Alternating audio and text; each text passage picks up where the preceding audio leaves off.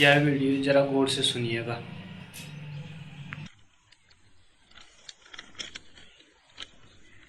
उत्क्रान्ति स्मृतिवाक्यशेषाच्च महापातकीनां तुवार्थ सा एकान्ता भावा गीतार्था प्रतिविज्ञात परां कृत्वा एव सर्वेषां तथा हिया भजनीयेन अद्वितीयम् इदं कृष्णस्य तत्स्वरूपत्वात्।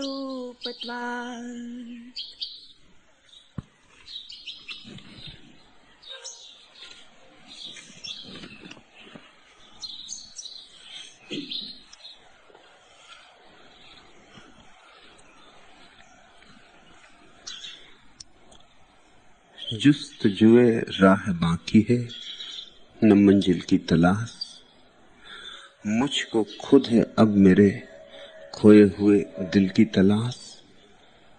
रोक ए हमदम न मेरी अश्क अफसानी को तू, महफिले हस्ती को है एक शाम ए महफिल की तलाश।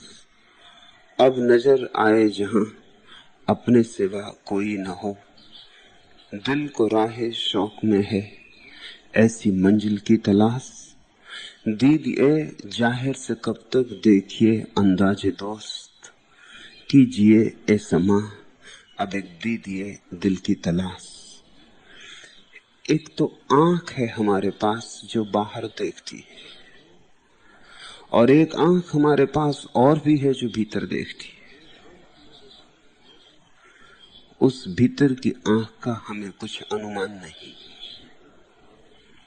उस भीतर की आंख को खोज लेने का नाम ही धर्म है।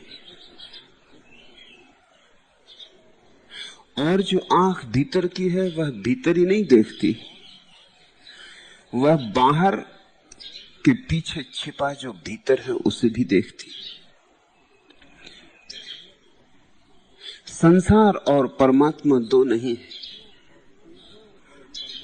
संसार का अर्थ है परमात्मा अभी केवल बाहर की आंख से देखा गया है।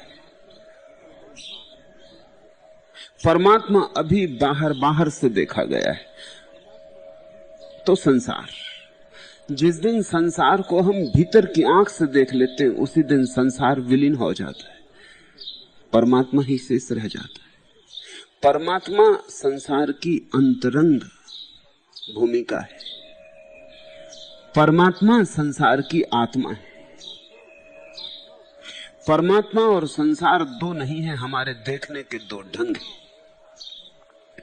दीदिए जाहिर से कब तक देखिए अंदाजे दोस्त, बाहर की आंख से कब तक उस प्यारे को देखने की कोशिश करोगे। दीदिए जाहिर से कब तक देखिए अंदाजे दोस्त, कीजिए ए समा अब एक दीदिए दिल की तलाश। अब एक ऐसी आंख चाहिए जो दिल में उगे, एक हृदय की आंख चाहिए। उस हृदय की आंख से ही परमात्मा देखा जा सकता है। लोग पूछते हैं परमात्मा कहाँ है? उन्हें पूछना चाहिए मेरा हृदय कहाँ है, मेरा हृदय कैसे खुले। उन्हें पूछना चाहिए कि मैं भीतर देखने में समर्थ कैसे हो पाऊं। जो अपने भीतर देख लेगा वो समस्त के भीतर भी देख लेता है। ध्यान रखना, बाहर से हम अपने को भी देखते हैं, संसार को भी देखते हैं। न हमारी अपने से सीधी पहचान है, न संसार से सीधी पहचान। भक्ति उस भीतर की आंख को खोलने का सुगमतम उपाय है। योग भी खोलता है उस आंख को, पर लंबी प्रक्रियाएं, बड़ा यत्न है, बड़ी चेष्टा है, जबरदस्ती है। भक्ति भी खोलती है उस आंख को, पर न चेष्टा है न जबरदस्ती है, यत्न नहीं, भजन है। भक्त सिर्फ परमात्मा के हाथों में अपने को छोड़ देता है, खोलो मेरी भीतर की आंख। फिर जिसने जीवन दिया है, जिससे अस्तित्व उमगा है, उससे सब हो सकता है, सब असंभव संभव है। तुम इस छोटी सी बात को ठीक से समझ लेना। जिस ऊर्जा से सारा जगत चलता है, जिस ऊर्जा से चांद तारे बनते हैं, जिस ऊर्जा से तुम जन्मे हो, वृक्ष जन्मे हैं, पहाड़ पर्वत जन्मे हैं, उस ऊर्जा से तुम्हारी भीतर की आंख न खुल सकेगी। अगर तुम संसार को भी ठीक से देखो तो एक बात साफ हो जाती, इतना विराट विस्तार इतनी सुगमता से चल रहा है, तो क्या इतनी विराट ऊर्जा के बस में ये बात ना होगी कि तुम्हारे हृदय की कली खुल जाए? सूरज निकलता है, करोड़ों करोड़ों कलियां खिल जाती। भक्ति का यही भरोसा है कि हमारे किए नहीं होता है, हमारे किए बाधा पड़ती, हमारे करने से ही बाधा पड़ जाती। सहजता से होता है, उस पर भरोसे से होता है, श्रद्धा से होता है। आज के सूत्र बड़े बहुमूल्य हैं। पहला सूत्र, उत्क्रांति स्मृति वाक्य से साथ चाह। क्योंकि श्री भगवान ने कहा है कि उनके भक्तगण सब कर्मों का उल्लंघन करके एक ही बार में सिद्धि लाभ करने में समर्थ होते। एक एक शब्द समझने जैसा है। उत्क्रांति स्मृति वाक्य से साथ चाह। स्मरण करो उन भगवान के वचनों का। वे वचन बिखरे पड़े वेदों में, उपनिषदों में, गीता में, कुरान में, बाइबल में, सारे जगत के शास्त्रों में वे वचन बिखरे पड़े। भगवान बहुत बार बोला है। जब भी किसी भक्त ने पुकारा है तो भगवान बोला है। गीता बोली गई अर्जुन की प्यास के कारण। न अर्जुन प्यासा होता, न गीता का जन्म होता। जब भी कोई भक्त प्यासा हुआ है तो उसका मेघ बरसा है, खूब बरसा है। वचन बिखरे पड़े हैं। मनुष्य जाति के चेतना के इतिहास में जगह जगह मील के पत्थर हैं। भगवान बहुत बार बोला है। तुम भी पुकारोगे, तुमसे भी बोलेगा। तुमसे नहीं बोला है तो सिर्फ इसलिए कि तुमने पुकारा ही नहीं, तुमने प्यास ही जाहिर नहीं की, तुमने प्रार्थना ही निवेदन नहीं की, तुमने पाती ही नहीं लिखी, और तुम नाहक शिकायत कर रहे हो कि मुझसे कभी नहीं बोला। मुझे कैसे भरोसा आए? बोला होगा अर्जुन से, अर्जुन जाने, मुझे कैसे भरोसा आए? अर्जुन की भांति तुमने पुकारा है, निवेदन किया है। तुम निवेदन करोगे और तत्क्षण तुम पाओगे। उतरने लगे उसके वचन, किरणें आने लगी, कली खिलने लगी। उत्क्रांति स्मृति वाक्य से सांझ। ये उत्क्रांति शब्द भी समझ लेने जैसा है। 3 शब्द समझोगे तो उत्क्रांति शब्द समझ में आएगा। एक शब्द है विकास। विकास का अर्थ होता है जो अपने आप हो रहा है, करना नहीं पड़ता। बच्चा जवान हो जाता है, जवान बूढ़ा हो जाता है, बीज पौधा हो जाता है, पौधा वृक्ष बन जाता है, वृक्ष में फूल आ जाते हैं। ये विकास, इसे कोई कर नहीं रहा है, ये हो रहा है। विकास को ठीक से समझो। भक्त की आस्था इसी विकास में है, इसी विकास के परम रूप में है। अब वृक्ष को खींच खींच के थोड़ी बीज से निकालना पड़ता है, और निकालोगे तो क्या निकाल पाओगे? बीज का नाश हो जाएगा। कली को पकड़ के खोलना थोड़ी पड़ता है, खोलोगे तुम्हारे खोलने में ही मुरझा जाएगी, कभी फूल ना बन पाएगी। बच्चे को खींच खींच के थोड़ी जवान करना पड़ता है। सौभाग्य है कि लोग खींच खींच के बच्चों को जवान नहीं करते, नहीं तो बच्चे कभी के समाप्त हो गए होते। सब अपने से हो रहा है, इतना विराट अपने से हो रहा है। इस अपने से होने पर भरोसा करो। विकास का अर्थ होता है जो अपने से हो रहा है, क्रांति का अर्थ होता है जो करनी पड़ती, जोर जबरदस्ती, हिंसा। इसलिए क्रांति में तो मौलिक रूप से हिंसा छिपी हुई है। अहिंसक क्रांति होती ही नहीं। क्रांति का अर्थ ही जोर जबरदस्ती। फिर तुमने जोर जबरदस्ती कैसे की, इससे फर्क नहीं पड़ता। किसी की छाती पर छुरा रख के कर दी कि उपवास रख के कर दी, मगर जोर जबरदस्ती है। अपने को मारने की धमकी दी कि दूसरे को मारने की धमकी दी, इससे भेद नहीं पड़ता।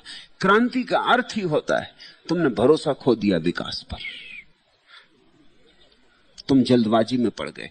क्रांति में अश्रद्धा है। इसलिए आकस्मिक नहीं है कि क्रांतिकारी अक्सर नास्तिक होते।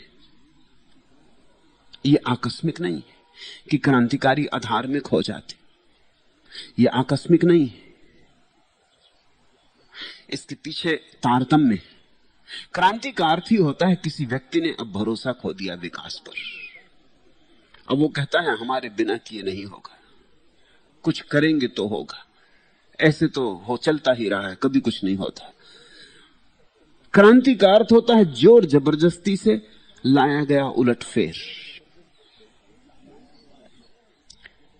उसमें खून के धब्बे तो रहते ही, दाग तो छूट जाते हैं जो फिर मिटाए नहीं मिटते। उत्क्रांति का क्या अर्थ है? उत्क्रांति बड़ी अनूठा शब्द है। उत्क्रांति में कुछ तो क्रांति का हिस्सा है, इसलिए उसको उत्क्रांति कहते हैं, और कुछ विकास का हिस्सा है, इसलिए उसको क्रांति मात्र नहीं कहते, उत्क्रांति कहते हैं। विकास अपने से हो रहा है, बड़ी धीमी आहिस्ता गति है। तुम्हें कुछ करना नहीं पड़ता। तुम सोते रहो, बैठे रहो, तुम जवान होते रहोगे। तुम सोते रहो, बैठे रहो, तुम बूढ़े होते रहोगे। कुछ करो न करो, बुढ़ापा आता रहेगा। अपने से हो रहा है, उसके विपरीत करना कुछ संभव नहीं। जल्दबाजी भी क्या करोगे? जल्दबाजी भी कुछ हो नहीं सकती। अवश्य हो। तुम्हारी प्यास की भी जरूरत नहीं, तुम्हारी प्रार्थना की भी जरूरत नहीं, तो विकास। और क्रांति का अर्थ है तुम्हारे पूरे अहंकार की जरूरत है। तुम अपने अहंकार के हाथ में सब ले लो, सारी व्यवस्था ले लो, जगत के नियम अपने हाथ में ले लो, तोड़ मरोड़ करो, जबरदस्ती करो, अपनी मनसा पूरी करने की चेष्टा करो। उत्क्रांति का अर्थ है इतना तुम करो, प्रार्थना, प्यास, और शेष परमात्मा को करने दो। प्रार्थना तुम्हें करनी होगी, इसलिए थोड़ी क्रांति उसमें है, क्योंकि इतनी तो तुम्हें चेष्टा करनी होगी प्रार्थना की, प्यास की, पुकार की। लेकिन फिर शेष अपने आप होता है, बाकी सब विकास है। इसलिए उत्क्रांति बड़ा अद्भुत शब्द है। उसमें विकास और क्रांति का समन्वय है। उसमें जो भी शुभ है विकास में, वो सब ले लिया गया है, और जो अशुभ है वो छोड़ दिया गया है। क्या शुभ है विकास में? शुभ है कि सब अपने से होता है। अशुभ है कि लोग काहिल और सुस्त हो जाते, मुर्दा हो जाते। जो क्रांति में शुभ है वो भी ले लिया है, और जो अशुभ है वो छोड़ दिया है। शुभ क्या है क्रांति में? कि लोग मुर्दा नहीं होते, सजग होते, सचेत होते। अशुभ क्या है? हिंसक हो जाते, अहंकारी हो जाते। उत्क्रांति में दोनों में जो सुगंध थी इकट्ठी कर ली, दोनों में जो दुर्गंध थी वो छोड़ दी। प्रार्थना तुम करना, भजन तुम करना, कीर्तन तुम करना, पुकारना तुम, आंसू तुम बहाना, मगर शेष उसे करने देना। बस पुकार तुम्हारी तरफ से पूरी हो जाए, फिर सब कुछ प्रसाद उसकी तरफ से बरसेगा। उत्क्रांति में मनुष्य और परमात्मा का मिलन है। विकास में अकेला परमात्मा है, क्रांति में अकेला मनुष्य है। उत्क्रांति में मनुष्य और परमात्मा का मिलन है। संग साथ हो लिए, हाथ में हाथ हो गया, उत्क्रांति बड़ा प्यारा शब्द है। सांडिल ने शब्द का उपयोग करके गजब किया। सांडिल कहते हैं उत्क्रांति स्मृति वाक्य से सांच। याद करो परमात्मा ने कितनी बार कहा उत्क्रांति से होगा। श्री भगवान ने कहा है उनके भक्तगण सब कर्मों का उल्लंघन कर एक बार ही सिद्धि लाभ करने में समर्थ होते। सब कर्मों का उल्लंघन कर। यह बात गणित को पकड़ में नहीं आती। सोच विचारशील आदमी इससे बड़ी बेचैनी में पड़ जाता है। सोच विचारशील आदमी सोचता है कि जितने हमने पाप कर्म किए हैं उतने हमें पुण्य कर्म करने पड़ेंगे, तब तराजू बराबर पल्ले दोनों एक वजन के होंगे।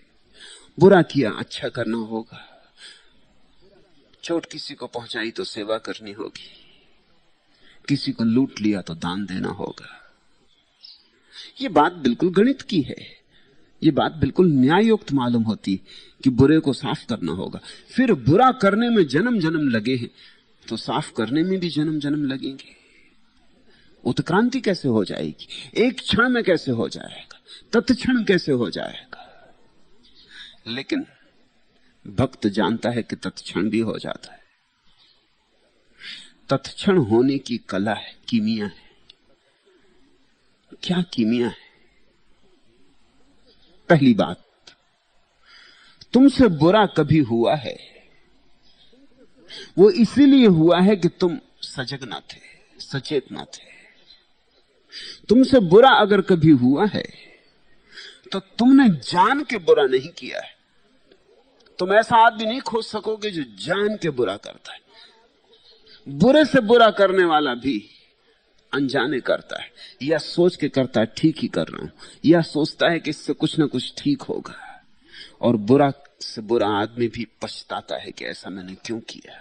एकांत क्षण में अपनी निर्जनता में अपने मौन में सोच विचार करता है, प्रायश्चित करता है, नहीं करना था, हो गया, अब ना करूंगा, अब दोबारा नहीं होने दूंगा। तुम बुरे मन की स्थिति समझो। बुरा मन बुरा है ऐसा सोच के नहीं करता। पहली बात, अगर लगता भी है कि बुरा होगा तो ये अपने को समझा लेता है कि इससे कुछ भला होने वाला है इसलिए कर रहा हूं। करने के बाद कभी भी इसको अंगीकार नहीं कर पाता कि मैंने क्यों किया। प्रसन्नता से प्रफुल्लता से स्वीकार नहीं कर पाता, पछताता है। चाहे औरों के सामने ना भी कहे, अकड़ और अहंकार की वजह से रक्षा भी करे, लेकिन एकांत में जानता है कि भूल हुई है और नहीं होनी थी। अपने ही आंखों के सामने पतित हो जाता है, अपने ही आंखों में श्रद्धा खो जाती अपने ही प्रति, और सोचता है कि अब नहीं करूंगा, अब कभी नहीं करूंगा। सबके जीवन में ऐसी घटना घटती है, छोटे पाप हों कि बड़े पाप। भक्ति की उद्घोषणा यह है कि आदमी से पाप इसलिए हो रहा है, बहुत पाप हों कि कम, इससे कुछ भेद नहीं पड़ता, हो इसलिए रहा है कि आदमी अभी सचेत नहीं है। और उसके सचेत होने में बाधा क्या है? उसके सचेत होने में अहंकार बाधा है। मैं हूं, यही उसकी मूर्छा है। भक्ति का शास्त्र एक ही मूर्छा मानता है, मैं। और जब तक मैं है तब तक बुरा होता ही रहेगा। तुम चाहे पुण्य करो तो भी पाप होगा, तुम भला करो तो भी बुरा होगा। जिस दिन मैं चला जाएगा उस दिन तुम बुरा करना भी चाहोगे तो नहीं कर पाओगे, क्योंकि मैं के बिना बुरा नहीं होता। और जहां मैं जाता है वहां परमात्मा तुम्हारे भीतर से सक्रिय हो जाता है। मैं के कारण परमात्मा सक्रिय नहीं हो पाता। इसलिए सवाल यह नहीं कि हम एक एक कर्म को शुद्ध करें, सवाल यह है कि कर्मों का जो मूल है अहंकार, उसको समर्पित कर दें, जड़ को काट दें, फिर पत्ते अपने आप उगने बंद हो जाते हैं। आमतौर से लोग पत्ते काटते रहते हैं और वृक्ष बढ़ता रहता है, जड़ को पानी सींचते रहते। तुम्हें ये बात लगेगी कठिन, लेकिन तुम अगर परीक्षा करोगे, चारों तरफ अवलोकन करोगे अपना औरों का, तो बात साफ हो जाएगी। लोग जड़ को तो पानी देते रहते हैं और पत्ते काटते रहते, एक आदमी सोचता है कि मंदिर बनवा दूं, पुण्य का कृत्य। मंदिर तो बनवा देता है, लेकिन मंदिर बना के अकड़ से भर जाता है कि मैंने मंदिर बनवाया। भगवान का मंदिर आदमी कैसे बनाएगा? और आदमी का बनाया हुआ मंदिर भगवान का मंदिर कैसा होगा? कम से कम मंदिर बनाते वक्त तो यह स्मरण रखना चाहिए था कि वही बना रहा है। शायद मैं उपकरण, निमित्त मात्र, उसके अपने हाथ नहीं मेरे हाथों का उपयोग कर रहा है, मेरे सहारे बना रहा है, मेरे द्वारा बना रहा है, मुझसे उसकी ऊर्जा बह रही, लेकिन मैं बना रहा हूं। मंदिरों पर भी पत्थर लग जाते हैं कि बनाने वाला कौन है? दानवीर, महादानवीर। अकड़ आ गई, अहंकार आ गया। तो अहंकार तो जड़ है, उसको तो पानी सींच रहे हो और सोचते हो कि तुम पुण्य कर रहे हो। बोधि धर्म चीन गया। सम्राट ने पूछा चीन के उससे कि मैंने बहुत बुद्ध के मंदिर बनवाए और हजारों प्रतिमाएं प्रतिष्ठित करवाई और न मालूम कितने विहार और आश्रम बनवाए और लाखों भिक्षु राज महल से रोज भोजन पाते, इस सब का पुण्य क्या है? बोधि धर्म ने कहा कुछ भी नहीं, और अगर जल्दी न चेते तो महानरक में पड़ोगे। सम्राट वो तो नाराज हो गया, स्वाभाविक। उसके पहले और भी बौद्ध भिक्षु आए थे, बड़े बौद्ध भिक्षु आए थे, सबने कहा था आप धन्यभागी, आप महापुण्य आत्मा, आपने इतना अपूर्व किया है कि कोई सम्राट अब तक नहीं कर पाया। सम्राट वो ने चीन को बौद्ध बनाया, तो काम तो उसने बहुत बड़ा किया था। इस देश से बौद्ध धर्म उखड़ गया था, चीन में जमा दिया उसको। करोड़ों लोग बौद्ध हुए सम्राट वू के कारण। तो स्वभावता बौद्ध भिक्षु उसके गुणगान में स्तुतियां लिखते थे। पत्थर खोदे गए थे, ताम्रपत्र पर उसका नाम लिखा गया था, पहाड़ों पर उसकी स्तुति गाई गई थी। फिर बौद्ध धर्म आया। बौद्ध धर्म अद्भुत प्रज्ञा पुरुष था, बुद्ध की प्रतिभा का पुरुष था। बाकी जो आए थे साधु सन्यासी थे। बौद्ध धर्म ज्ञानी था, अनुभव से उपलब्ध दृष्टा था, भगवत्ता को उपलब्ध था। सम्राट वो ने सोचा था कि बौद्ध धर्म भी मेरी प्रशंसा करेगा, लेकिन बौद्ध धर्म ने कहा कुछ भी नहीं पुण्य, और अगर जल्दी ये सब भूल ना गए तो महानरक में पड़ोगे। सुन के चोट लगती, लेकिन बौद्ध धर्म क्या कह रहा है? बौद्ध धर्म यही कह रहा है तुमने जो सब किया सो ठीक, मगर मैंने किया है, ये अकड़ को अब पानी मत दो, नहीं तो नरक का रास्ता तय कर रहे हो। अच्छा करके नरक जाओगे। करता नरक जाता है, न तो अच्छा नरक ले जाता न बुरा, कर्ता का भाव नरक ले जाता है। भक्ति का शास्त्र कहता सिर्फ कर्ता भाव चला जाए। वही कृष्ण ने अर्जुन से गीता में कहा है कि तू निमित्त मात्र हो जा। ये गांडीव तू उठा, लेकिन उठाने दे उसे। युद्ध में तू लड़, लेकिन लड़ने दे उसे। तू बीच से हट जा, वो तेरा जो काम लेना चाहे ले लेने दे। तू निमित्त मात्र है, और इस चिंता में भी मत पड़ कि तू लोगों को मार रहा है। तू क्या मारेगा? जो उसे मारना है वह मार रहा है, जिसे मारना है वो मार ही चुका है। मैं तुझसे कहता हूं अर्जुन कि मैं देखता हूं यहां अनेक मुर्दे खड़े, जिनको सिर्फ धक्के की जरूरत है, वो गिर जाएंगे। धक्का कोई और दे देगा, तू ना देगा तो, इसलिए तू चिंता में मत पड़, तू निश्चिंत हो जा।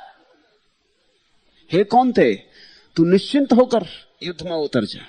न कोई पाप है न कोई पुण्य है। एक ही पाप है कि मैं करने वाला हूं, और एक ही पुण्य है कि परमात्मा करने वाला है। इसलिए उत्क्रांति संभव है। बस इतनी ही बात बदल जानी चाहिए, और यही कठिन मालूम पड़ता है। अच्छे काम करने को हम राजी, लेकिन ये अहंकार छोड़ने को हम राजी नहीं।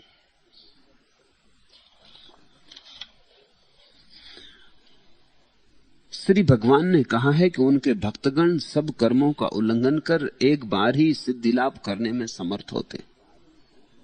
हे कौन्ते, कृष्ण अर्जुन से कहते हैं, जो अनन्य चित्त होकर आराधना करते हैं वे यदि अत्यंत दुराचारी भी हों तो भी उन्हें साधु जानना, क्योंकि पापी जन भी यदि मेरी भक्ति करें तो शीघ्र ही शांति की उपलब्धि कर लेते हैं। भगवान की कृपा से भक्तगण सब अवस्था में कल्याण को प्राप्त करते हैं, इसमें कोई भी संदेह नहीं। जब पहली बार इस तरह के वचनों का पश्चिम की भाषाओं में अनुवाद हुआ तो विद्वज्जन चौंक गए थे। ये कैसे वचन है? हे कौन्ते, जो अनन्य चित्त होकर मेरी आराधना करते वे यदि अत्यंत दुराचारी भी हों तो भी उन्हें साधु जानना। ये कैसे वचन है? जिन्होंने इनके अनुवाद किए थे उनको भरोसा नहीं होता था कि वो अनुवाद ठीक कर रहे हैं, क्योंकि धर्मशास्त्र ऐसा कहेगा।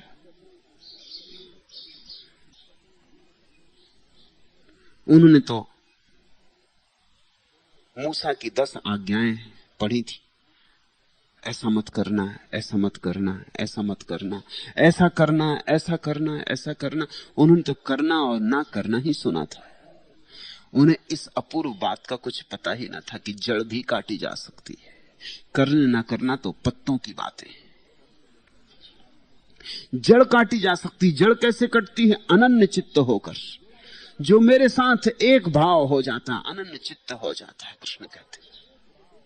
जो अपनी दूरी समाप्त कर देता है, जो मेरे और अपने बीच किसी तरह का व्यवधान नहीं रखता, जो सब भांति मेरी तरंग में तरंग बन जाता है, फिर वो पापी भी हो तो उसको साधु जानना। इससे उल्टा भी सच है, जो मेरे साथ अनन्य चित्त ना हो, ये गीता में कहा नहीं लेकिन मैं तुमसे कहता हूं, वो अगर पुण्यात्मा भी हो तो उसे साधु मत जानना।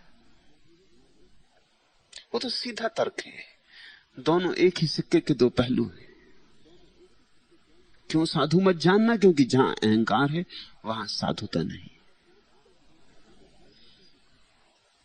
साधुता का जन्म ही निरअहंकार भाव में होता है। वो निरअहकारिता की सुवास है, और निरअहकार का फूल जब खिलता है तो जो सुवास उठती है उसी का नाम साधुता है।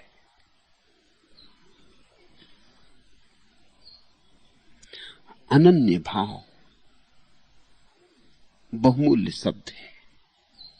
अन्य नहीं हो तुम सो अनन्य, अलग नहीं हो तुम, भिन्न नहीं हो तुम अभिन्न। हम हैं ही नहीं भिन्न, हम सब संयुक्त हैं। एक ही प्राण हम में प्रवाहित है, हम एक ही धारा की तरंगे। बस मान बैठे हैं कि हम अलग हैं, हर लहर सोच बैठी है कि हम अलग हैं। वही अड़चन हो गई है। उस अलग होने के ख्याल में ही तुम्हारे जीवन का सारा संकट है।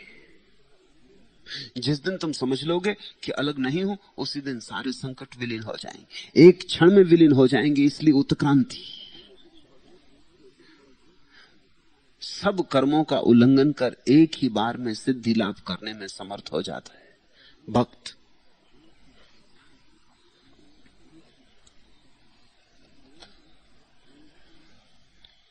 आरजुएं एक ही मरकज पर रहकर मिट गईं, मैं जिसे आगाज समझा था वही अंजाम। जिससे भक्त प्रारंभ समझता है, अंत में पाता है कि वही अंत है। मैं जिसे आगाज समझा था वही अंजाम। जिसे समझा था कि यात्रा की शुरुआत है, समर्पण, मैं तुमसे कहता हूं यात्रा की शुरुआत है, लेकिन समर्पण ही यात्रा का अंत भी है। जब तक तुमने समर्पण नहीं किया है तब तक यात्रा की शुरुआत है। जिस दिन किया उसी दिन यात्रा की पूर्णता हो गई। फिर उसके पार जाने को बचा कौन? जाने वाला ही ना बचा। यात्री ही खो गया तो यात्रा कैसे बचेगी? समर्पण का अर्थ होता है यात्री समाप्त हो गया, यात्री ने अपने हथियार डाल दिए, अपने को डाल दिया। थोड़ा सोचो, इस महिमापूर्ण भाव को थोड़ा विचारो, इसे थोड़ा भीतर गुनगुन होने दो। अगर तुम नहीं हो, कौन जाएगा, कहां जाएगा? फिर कैसी अतृप्ति, फिर कैसा पाना, कैसा खोना, कैसा निर्वाण, कैसा मोक्ष। किसका मोक्ष, किसका निर्वाण? फिर तुम इसी क्षण पहुंच गए, सब हो गया। इस एक छोटे से अहंकार को गिरा देने से सब हो जाता है। इस अहंकार के कारण तुम अन्य मालूम हो रहे हो परमात्मा से, अन्य होने के कारण तुम तड़फ रहे हो, परेशान हो रहे हो, अन्य होने के कारण मछली सागर के बाहर पड़ गई। अनन्य हो जाओ, फिर सागर में डुबकी लगा लो, फिर कोई पीड़ा नहीं, फिर कोई संताप नहीं, कोई चिंता नहीं, फिर तुम घर लौट आए। फिर ये अस्तित्व तुम्हारा शत्रु नहीं, फिर ये अस्तित्व तुम्हारा मित्र है।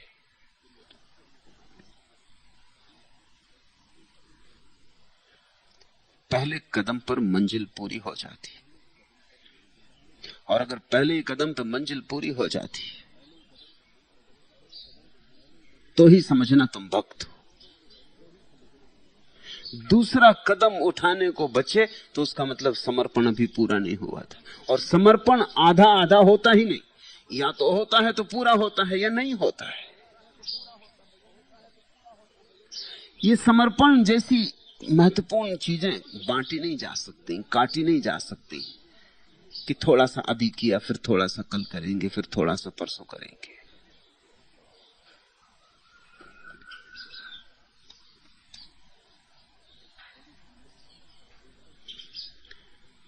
बड़ी हिम्मत चाहिए एक कदम में छलांग लगा लेने की, बड़ा पागलपन चाहिए। मुझसे पहले कोई शायद इतना दीवाना न था, गौर से तकता है हर एक जर्रे सहरा मुझे। और जब वक्त पहली छलांग लगाता है तो सारी दुनिया उसे गौर से देखती है कि पागल होगा, कहीं ऐसे होना है। धीरे धीरे चलो, नियम पालन करो, व्रत साधो, मंदिर जाओ, पूजा करो, प्रार्थना करो, ऐसे कहीं होना है। मुझसे लोग कहते हैं कि आप हर किसी को संन्यास दे देते।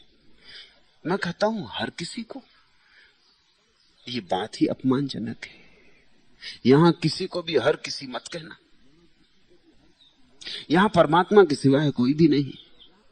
हर किसी को, उनका मतलब ऐरे गहरे नत्थु खैरों को। यहां ऐरा गहरा नत्थु खैरा कोई भी नहीं, हुआ ही नहीं कभी। हाँ, किसी ने अपने को खुद ऐरा गहरा नत्थु खैरा मान लिया हो, ये उसकी भ्रांति है, मगर यहां कोई है नहीं। यहां उसके सिवाय कोई भी नहीं। इसलिए किसी को भी संन्यास दे देता हूं। अनन्य भाव। अन्य तुम हो नहीं, परमात्मा से भिन्न तुम हो नहीं। किसी और पात्रता की जरूरत नहीं। लोग मुझसे पूछते हैं आप पात्रता नहीं पूछते। एक पुराने ढप के सन्यासी कुछ दिन पहले आ गए थे, काफी उम्र है, कोई होंगे 65-70 साल के, 20 साल से सन्यासी। पूछते थे कि आप हर किसी को सन्यास देते थे, पात्रता? मैंने उनसे पूछा, 20 साल के सन्यास के बाद भी अभी ये ख्याल तुम्हें नहीं आया कि यहां सब एक ही परमात्मा का वास? परमात्मा से पात्रता और क्या मांगनी?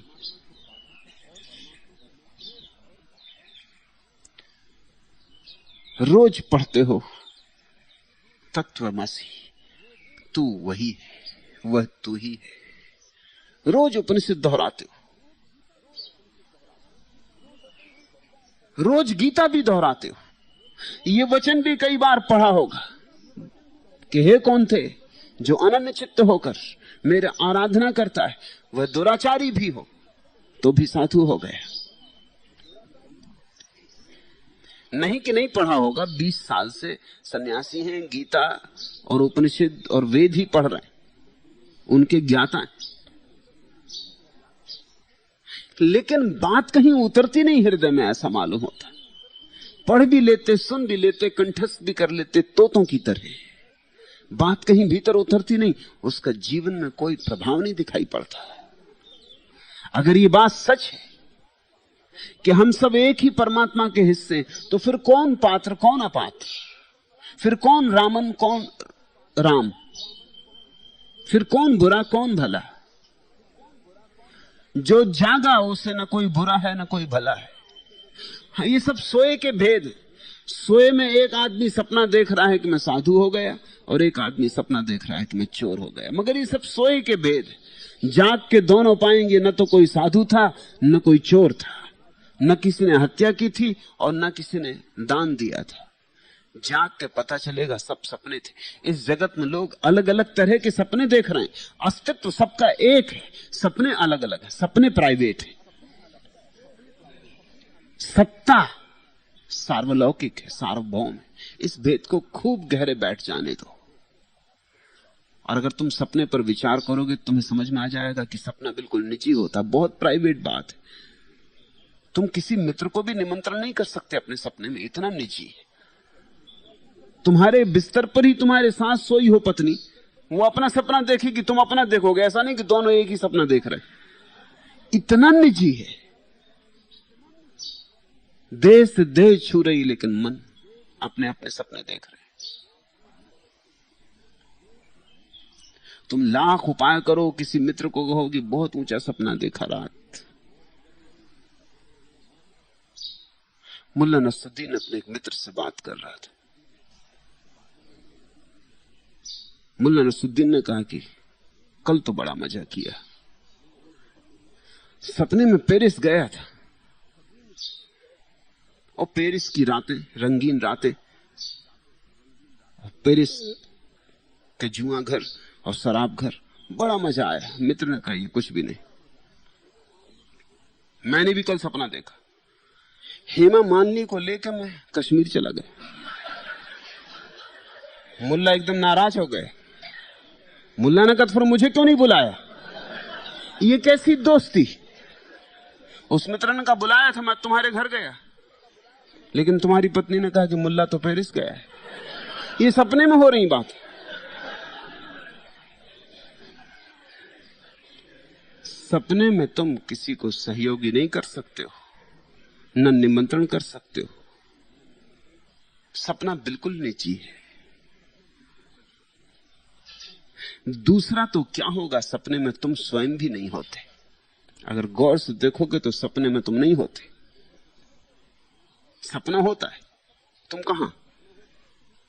सुबह तुम होते हो तब सपना टूट जाता है, क्योंकि जागने में ही तुम हो सकते हो, सपने में तुम कैसे हो सकते हो? सपने में अगर तुम्हें याद भी आ जाए कि मैं कौन हूं, तो उसी वक्त सपना टूट जाएगा। गुरुजीएफ अपने शिष्यों को कहता था, अगर तुम अपना नाम भी याद रख सको सपने में, तो सपना टूट जाएगा।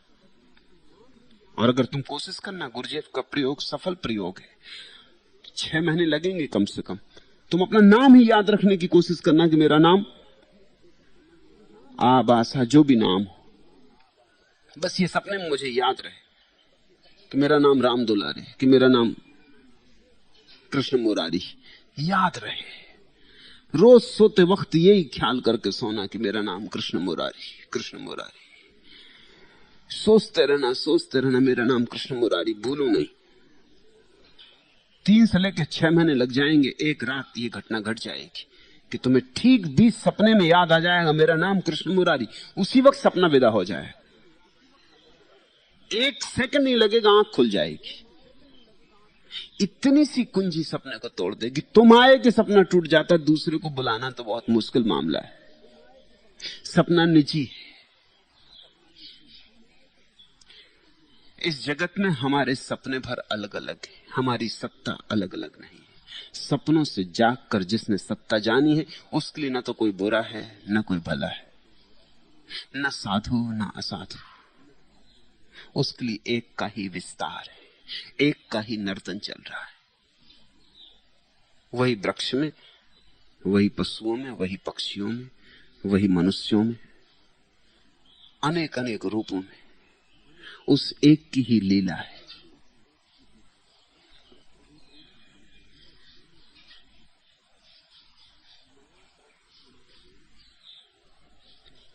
महापातकी नाम तू आर्तव।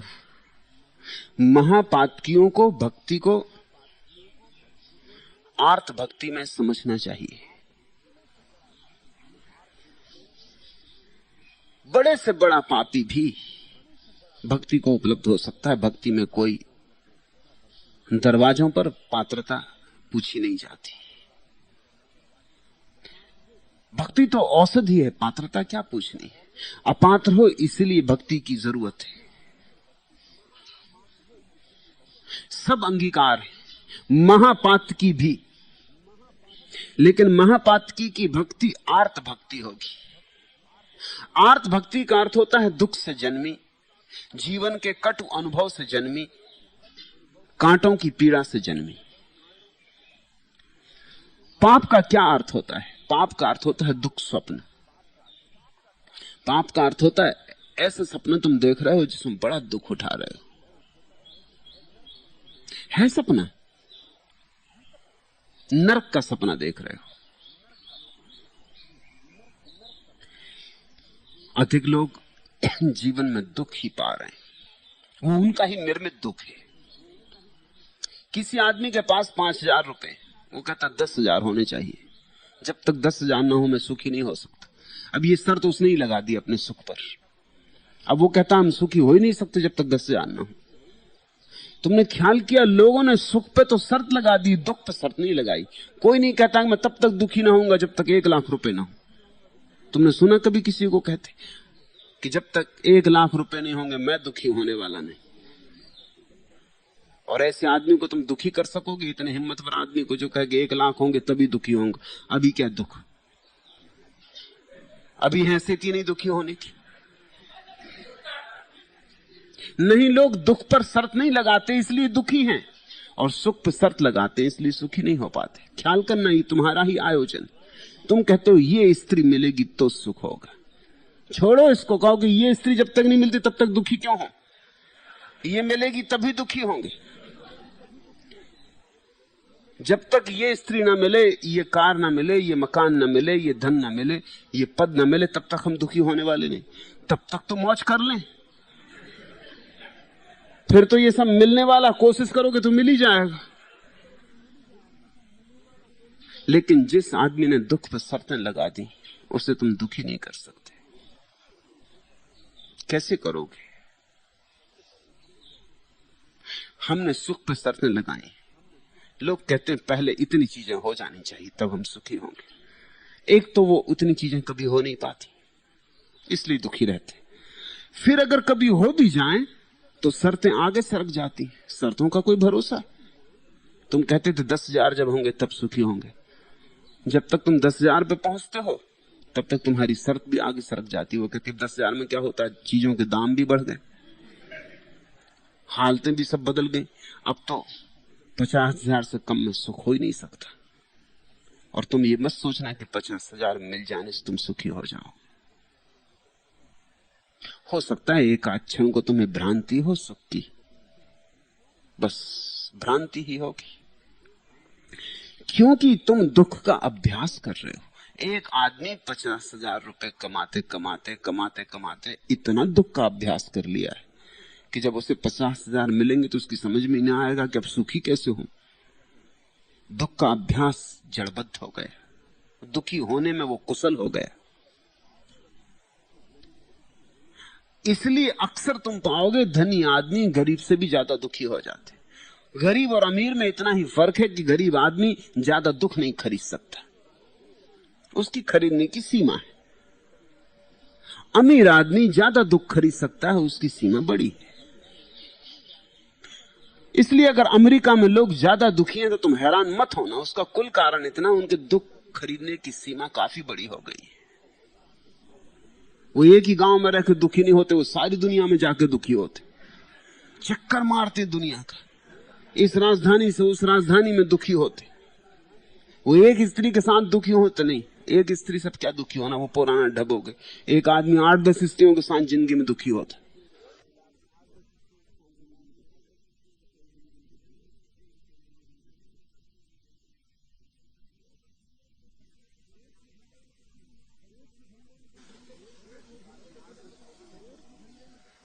एक ही धंधे में दुखी नहीं होते, धंधे बदल बदल के दुखी होते।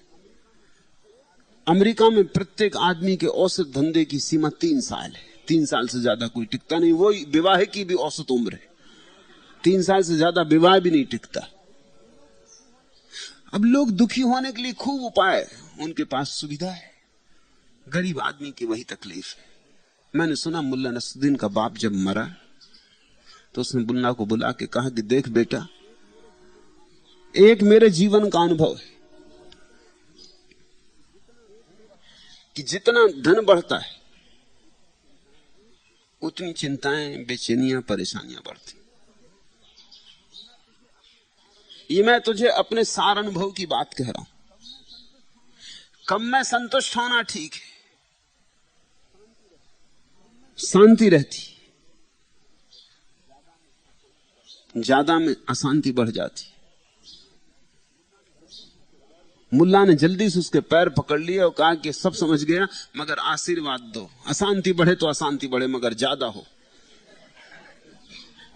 बाप ने कहा कि मैं ये समझा रहा हूं तुझे और तू ये कह रहा आशीर्वाद दो। मुल्ला ने कहा माना मैंने कि कम होता है तो आदमी संतुष्ट होता है, क्योंकि असंतुष्ट होने की क्षमता नहीं होती। संतुष्ट होना पड़ता है। करोगे क्या संतोष नहीं करोगे तो? और उपाय क्या है? स्वतंत्रता मर जाती है। मुझे तो आप ऐसा आशीर्वाद दें कि दुखी तो होना ही है संसार में, मगर दुख के चुनाव की तो सुविधा रहे कि जो भी चुनना हो वो दुख हम चुन सके। इस स्त्री के साथ दुखी होना हो तो इसी के साथ हो सके, इस मकान में होना हो तो इसमें हो सके। स्वतंत्रता तो हो पास। मुझे आशीर्वाद दो जाते वक्त कि मैं अपने दुख चुनाव कर सकूं। दुखी तो होना ही। ख्याल रखना, लोगों ने यह मान ही लिया है कि दुखी तो होना ही है। तो अमीर ही होकर दुखी हो लें, फिर गरीब होकर क्या दुखी होना। तो प्रसिद्ध होकर दुखी हो लें, फिर गैर प्रसिद्ध होकर क्या दुखी होना। फिर महलों में दुखी हो लें, झोपड़ों में क्या दुखी होना। दुखी तो होना ही है।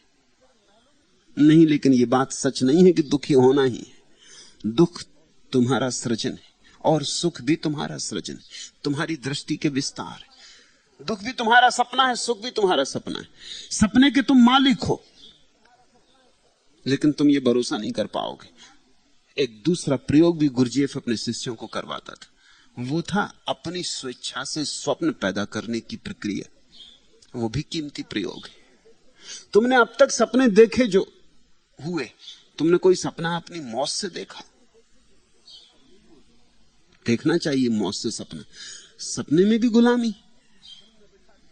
अब जिस फिल्म में बिठा दिया, बैठे हैं रात भर। ये भी बड़ी परतंत्रता हो गई। कम से कम सपने में तो स्वतंत्रता रखो।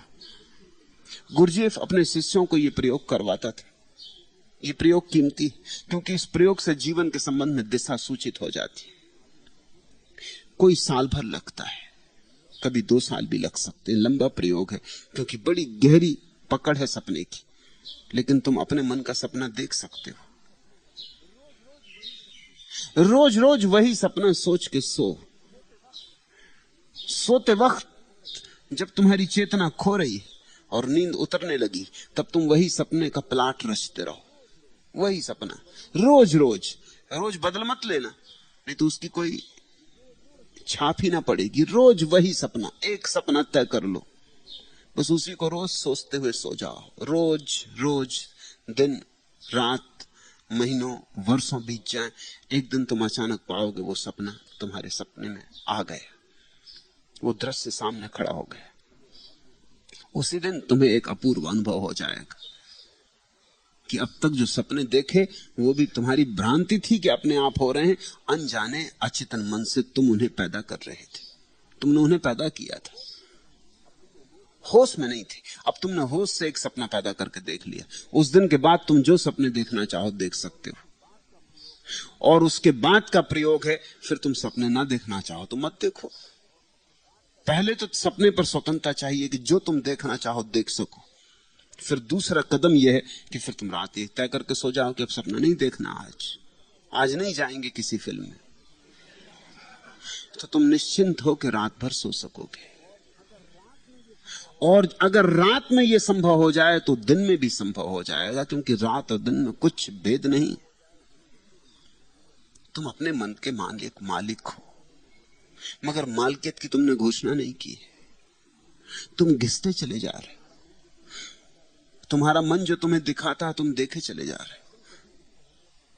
तुम कभी इस तरह के छोटे छोटे प्रयोग करो। तुम क्रोध में बैठे हो, कोशिश करो क्रोध को बदलने की। पहले तो बहुत मुश्किल लगेगा, पहले तो लगेगा ये कोई आसान बात है क्रोध को बदल लेना। अब क्रोध है तो इसको बदलो कैसे? तुम जरा कोशिश करना, एकांत में बैठ के हंसना, उछलना, कूदना, जरा क्रोध को बदलने की कोशिश करना। 5-7 मिनट में तुम पाओगे कि क्रोध गया। तुम हंस रहे हो, शायद इस पे हंसने लगोगे मैं भी क्या बुद्धूपन कर रहा हूं। ऐसे उछलने कूदने से क्या होगा? लेकिन तुम पाओगे कि भीतर क्रोध बदल गया। अब क्रोध की वही प्रगाढ़ता नहीं रह गई। तुम उदास बैठे, इसे बदलने की कोशिश करना। कभी तुम प्रसन्न बैठे हो, इसको उदास करने की कोशिश करना। कभी तुम आनंदित बैठे हो, इसको क्रोध में ले जाने की कोशिश करना। इस तरह के प्रयोग अगर तुम करोगे तो तुम्हें एक बात दिखाई पड़नी शुरू हो जाएगी कि सब तुम्हारे हाथ में। क्रोध को आनंद में बदला जा सकता है, आनंद को उदासी में बदला जा सकता है, उदासी को हंसी में बदला जा सकता है, हंसी को आंसू में बदला जा सकता है। और जब तुम ये बदलने की कीमिया सीख लोगे, जैसे कि तुम रेडियो स्टेशन बदलते हो, इस तरह ही बदला जा सकता है। पश्चिम में यंत्र पैदा किए जा रहे हैं बायोफीडबैक। उन यंत्रों का बड़ा बहुमूल्य उपयोग होने वाला भविष्य में। उनके माध्यम से बड़ी अनूठी बातें प्रतीत हुई कि आदमी अपनी भावदशाएं बदल सकता है, भावदशाएं बदल सकता है, अपने रक्तचाप की गति बदल सकता है। यंत्र से जोड़ दिया जाता है, जैसे हृदय को यंत्र से जोड़ दिया है। हृदय की धक-धक यंत्र पर आने लगी। यंत्र बता रहा है कि इतनी धक-धक है प्रति सेकंड, अब प्रति मिनट।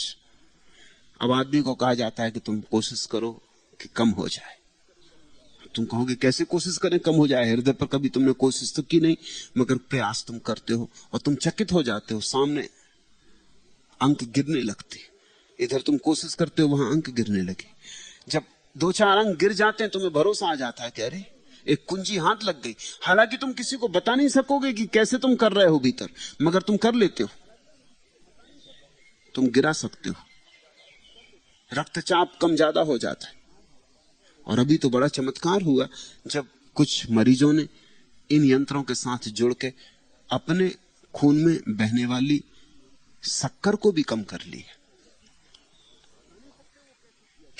बता नहीं सकते वो कैसे किया, क्योंकि कैसे का तो बड़ा कठिन मामला है। कैसे किया? मस्तिष्क में कई तरह की तरंगें होती, उन तरंगों को बदलने में लोग सफल हो जाते हैं यंत्र के सामने बैठकर। कह नहीं सकते कैसे। तुम भी कैसे कह सकते हो? तुमने बायां हाथ ऊपर उठाया, तुम बता सकते हो कैसे उठाया? क्या घटना भीतर घटी? कैसे तुमने बायां हाथ ऊपर उठाया? रोज कर रहे हो ये, लेकिन बायां हाथ तुम ऊपर कैसे उठाते हो? किसको आज्ञा देते हो? पहले कहां से आज्ञा शुरू होती? कुछ तुम्हें पता नहीं, मगर तुम इसके मालिक हो, अचेतन में मालिक हो। बायोफीडबैक यंत्रों के द्वारा एक बात प्रमाणित हो गई कि मनुष्य अपने भीतर की सारी भावदशाएं बदल सकता है। और यही सार सूत्र है सदा से ज्ञानियों का कि सब तुम्हारे हाथ में है। दुख तुम निर्मित करते हो। मत चिल्लाओ, मत चीखो, मत कहो कि दुनिया तुम्हें सता रही। तुम अपने को सता रहे हो। अपनी मालिकियत की घोषणा करो, अपना उत्तरदायित्व अपने हाथ में ले लो और इसे थोड़ा बदलने की कोशिश करो, और तुम चकित हो जाओगे कि तुम बदल सकते हो। और जिस दिन ये कुंजी हाथ लगती है कि मैं बदल सकता हूं अपने जीवन की भावदशाओं को, उस दिन तुम इतने आनंद से भर जाओगे जिसकी आज तुम कल्पना भी नहीं कर सकते। तुम मुक्त हो गए।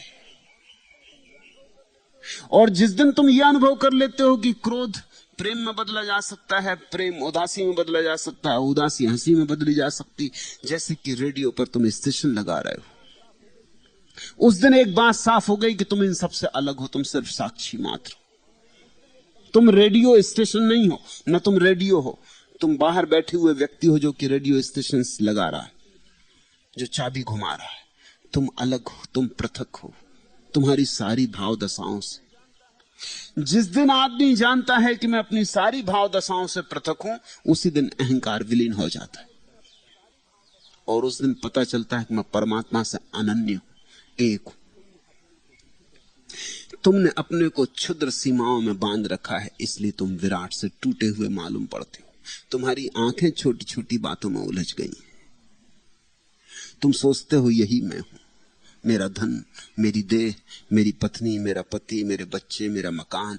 तुमने बड़ी छोटी बातों में अपने को संकुचित कर लिया।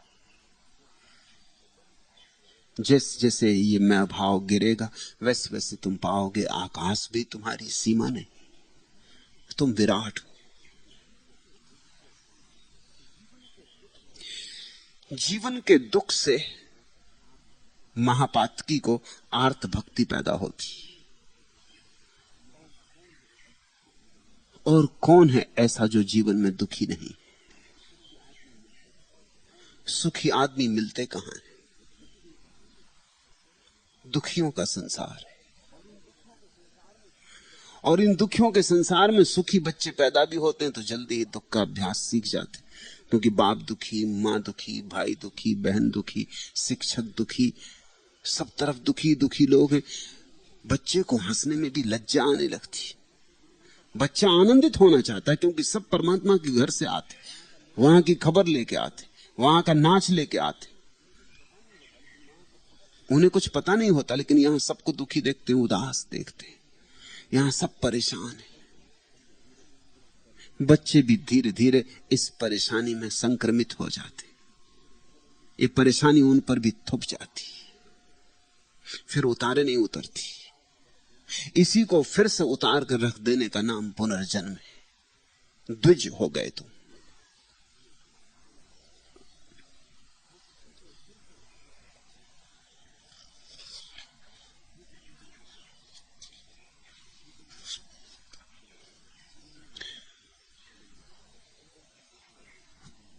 जीवन में दुख है, जीवन में पाप है, जीवन में भ्रांति है, लेकिन सब सपने जैसी है। तुमको छोड़ कहीं जाने को आज हृदय स्वच्छंद नहीं।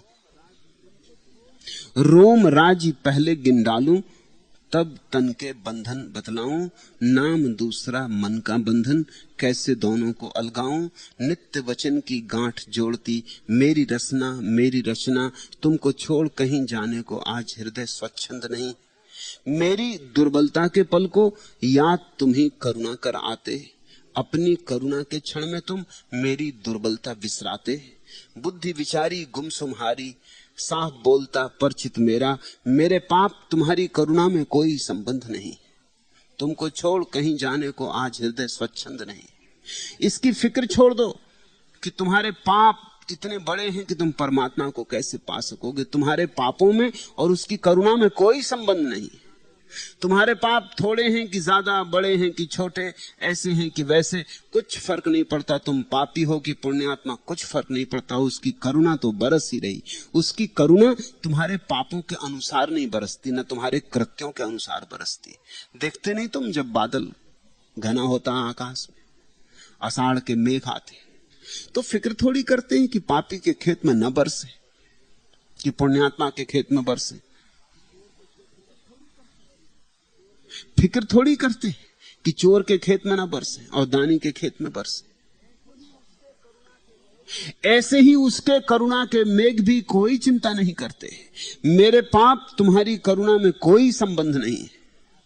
तुमको छोड़ कहीं जाने को आज हृदय स्वच्छंद नहीं।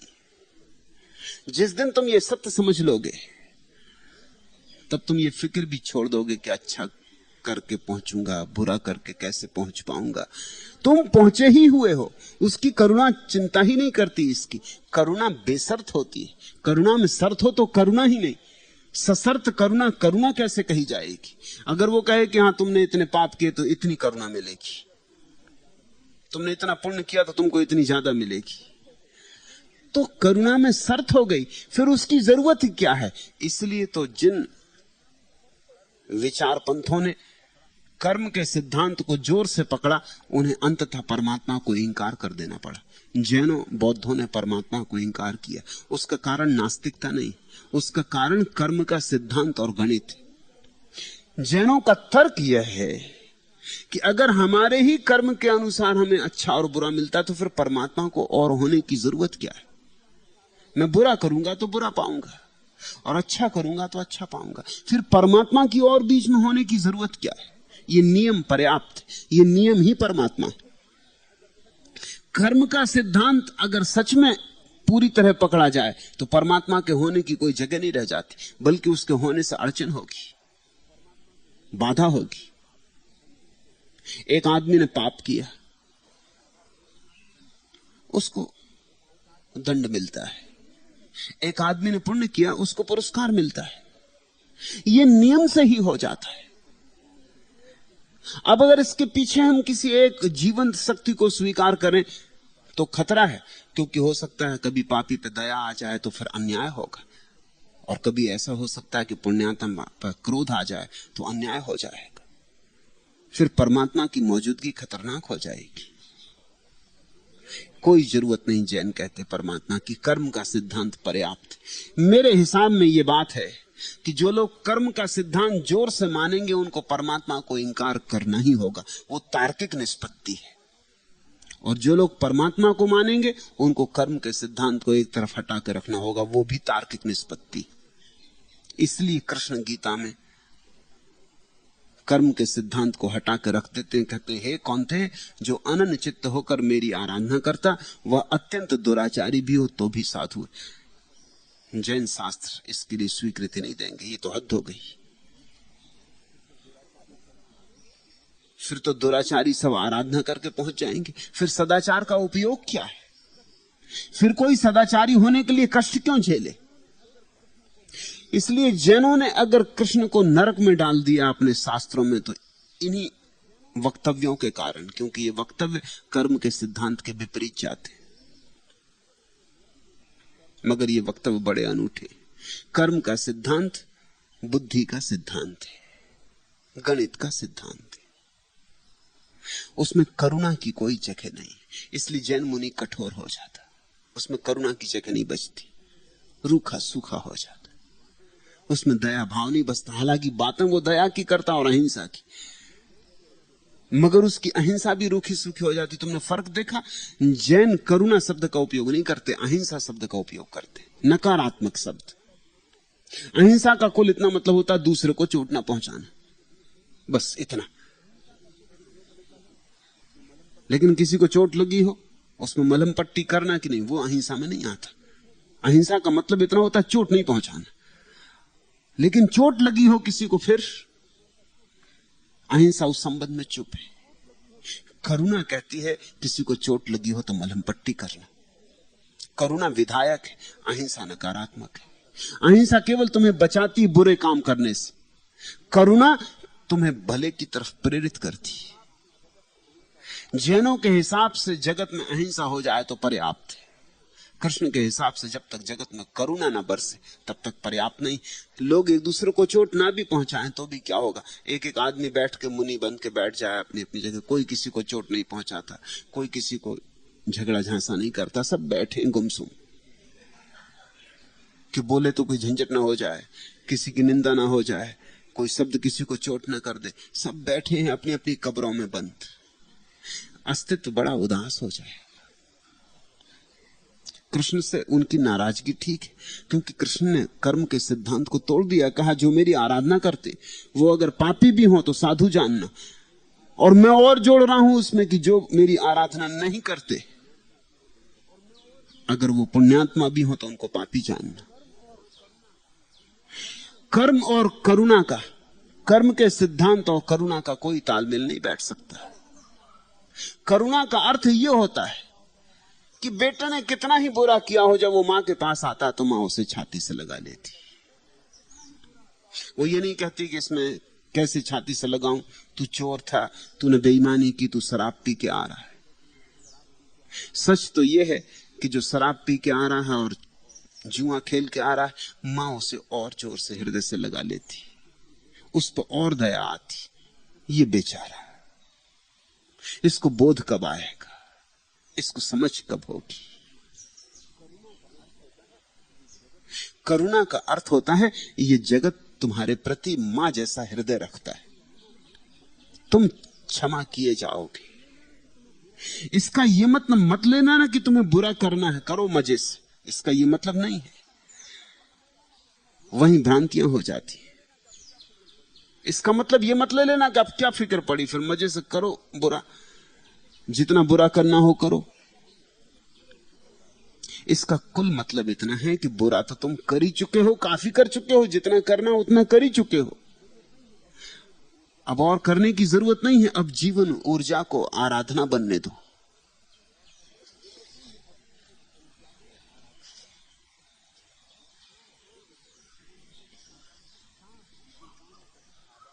सा एकांत भावा गीतार्थ प्रत्यभिज्ञानात्। पराभक्ति का नाम ही एकांत भाव है, क्योंकि गीता में भी ऐसा लेख है। सांडिल्य गीता का उल्लेख अक्सर कर रहे हैं, क्योंकि गीता में निश्चिंत ही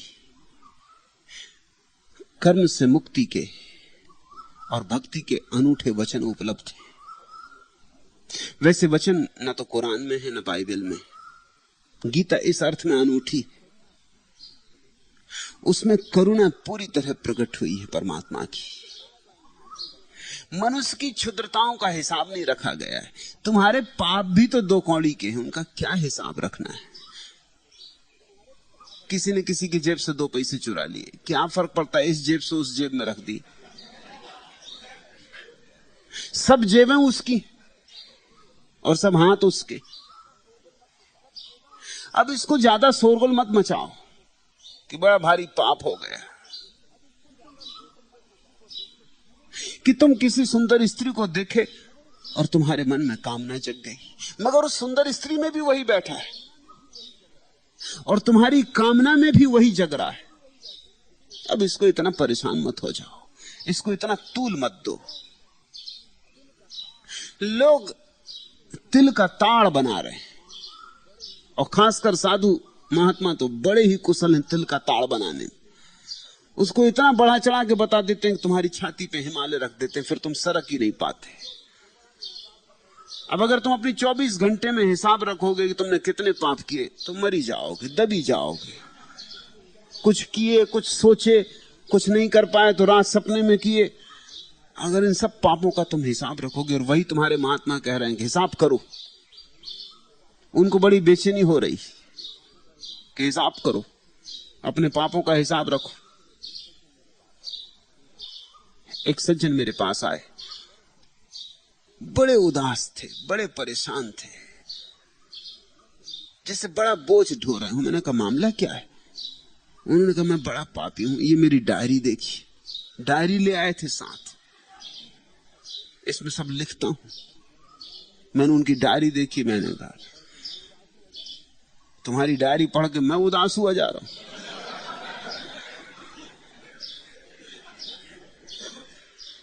इसको काहे के लिए लिख रहे हो? कि नहीं, मेरे गुरु ने कहा है कि अपने सब पाप का हिसाब रखना चाहिए। तुम परमात्मा की करुणा का हिसाब रखो, एक कोरी डायरी अपने पास रखो, उसमें कुछ मत लिखो, और जब भी कुछ पाप माफ हो अपनी डायरी खोल के देखिए उसकी करुणा, कोरी करुणा। तुम्हारे हिसाब किताब से कुछ लेना देना नहीं। तुम इसमें हिसाब क्या कर रहे हो? दुकानदारी लगा रखी, उसमें 2-2 पैसे का हिसाब लिखा हुआ है कि मैंने फला आदमी को 2 पैसे का धोखा दे दिया, कि फला आदमी से मैंने ये कह दिया, नहीं कहना था, ये बुराई हो गई, वो बुराई हो गई। उपवास किया था और भोजन की याद आ गई। भोजन किया नहीं मगर याद आ गई। भोजन की याद उपवास में ना आएगी तो कब आएगी? आदमी हो कि पत्थर हो, उपवास करोगे भोजन की याद आने ही वाली। ये बिल्कुल स्वाभाविक। अब इसको भी पाप बना रहे हो कि किसी ने गाली दे दी और चिंता पैदा हो गई, कि किसी ने गाली दी और उसका जवाब दे दिया। ये सब स्वाभाविक है, इसको इतना तूल मत दो। और इसको अगर तुम बांध के जाओगे, गठरी में रखते जाओगे, इसी के साथ डूबोगे। उसकी करुणा पर भरोसा करो, राम रहीम है, रहमान है, करुणावान है। तुम उसके प्रेम पर भरोसा करो। तुम अपने पाप पे इतना भरोसा मत करो। तुम्हारा पाप ऐसे बह जाएगा जैसे बाढ़ में तिनके बह जाते। उसकी करुणा की बाढ़ सांडिल्य के सूत्रों का सार है। उसकी करुणा पर भरोसा करो। उसकी करुणा पर भरोसा आ जाए, तुम्हारी जिंदगी में निखार आने लगेगा, तुम्हारे पैरों में नाच आने लगेगा, तुम्हारी वाणी में फिर गुनगुनाहट आ जाएगी। फिर तुम पक्षियों की तरह, ये कोयल को सुनते हो, इसको पाप इत्यादि का कुछ पता नहीं, इसका महात्माओं से मिलना नहीं हुआ, नहीं तो ये गा नहीं सकती थी। याद रखना, अभी तक मर गई होती, फांसी लगा ली होती, उपवास कर रही होती, व्रत कर रही होती और डायरी लिख रही होती। ये कुहू कुहू, महात्मा तो कहेंगे कि बंद करो ये कुहू कुहू, इसमें काम वासना छिपी। ये कुहू कुहू में ये अपने प्रेमी को बुला रही, ये निमंत्रण भेज रही, ये कह रही कहां हो, आओ।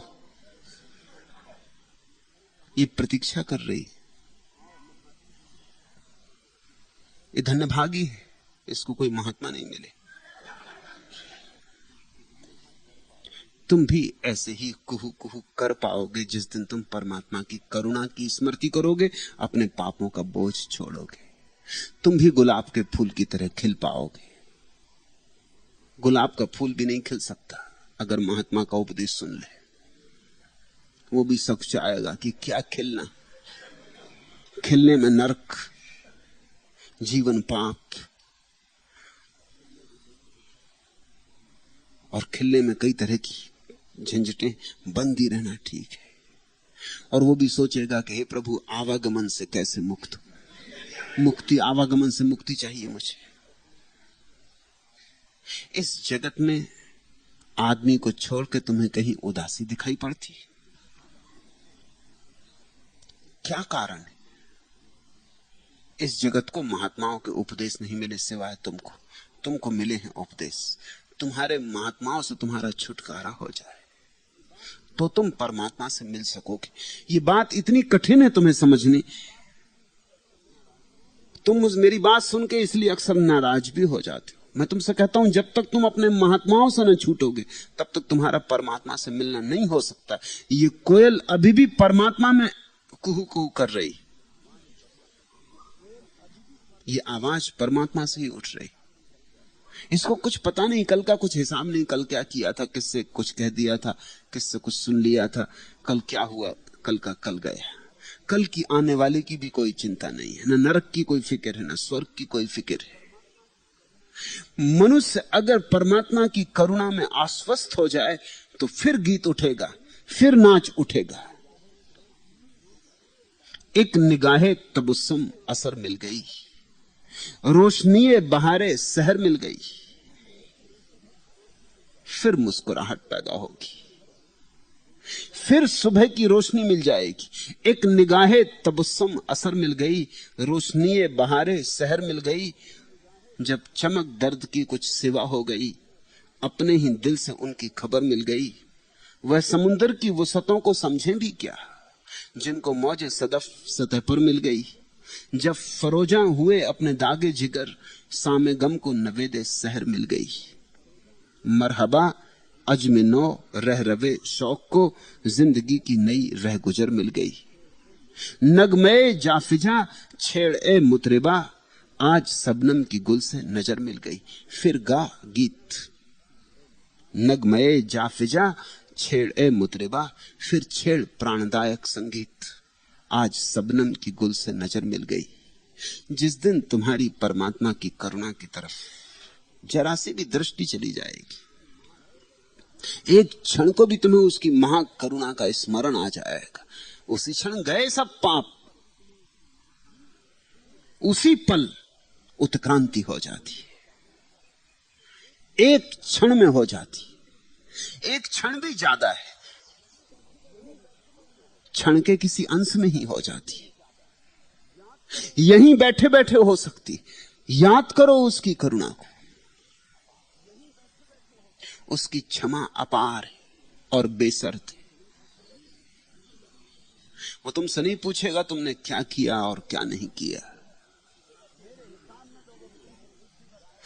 मेरे हिसाब में तो अगर वो तुमसे पूछेगा तो यही कि नाचे कि नहीं नाचे, गाए कि नहीं गाए, मुस्कुराए कि नहीं मुस्कुराए, भेजा था तुम्हें संसार में, जिए कि नहीं जिए। एक ही पाप है इस जगत में, मुर्दे की भांति जीना, और एक ही पुण्य है इस जगत में नृत्य, गीत, आनंद को उपलब्ध होना, उत्सव को उपलब्ध होना।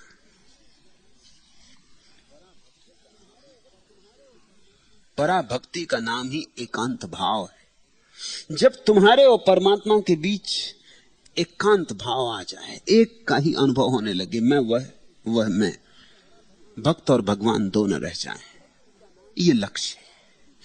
पराभक्ति का नाम ही एकांत भाव है। पराभक्ति की तरफ ही ये सारे इशारे चल रहे हैं, ये गौणी भक्तियां पराभक्ति की तरफ इशारे हैं। अनन्य भाव, एकात्म भाव, भक्त और भगवान के बीच सारी दूरी का अंत, पराभक्ति। कृष्ण ने कहा है, यो मां पश्यति सर्वत्र, जो मुझे सब जगह देखने लगे, जिसे मैं सब जगह दिखाई पड़ने लगूं। जब भक्त को भगवान के अतिरिक्त और कुछ भी दिखाई ना दे, न बाहर न भीतर, तब अनन्य भाव, तब पराभक्ति। गौणी भक्ति में भेद रहता है। भगवान होता है आराध्य, भक्त होता है आराधक। उधर दूर भगवान, इधर भक्त। इधर भक्त रोता हुआ, प्रार्थना करता हुआ, वहां भगवान करुणा बरसाता हुआ, मगर फासला होता है, दूरी होती, विरह होता है। पराभक्ति का अर्थ है भक्त भगवान में डूब गया, भगवान भक्त में डूब गए। अब न कोई आराधक है, न कोई आराधना है, अब सब शांत हो गया, अब एक का आविर्भाव हो गया। गए द्वंद्व, गई दुई।